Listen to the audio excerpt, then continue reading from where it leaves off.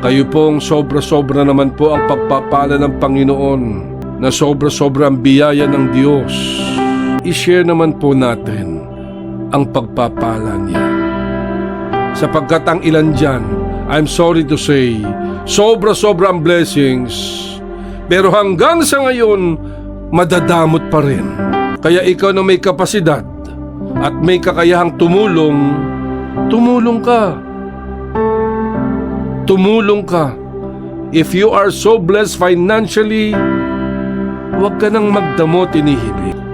That is the very reason God has blessed you so much. Kanya ho, sobra-sobra ang pagpapala ng Panginoon sa iyo. Sapagkat ikaw ang kanyang pinili upang ikaw naman ang mag-share ng iyong blessing.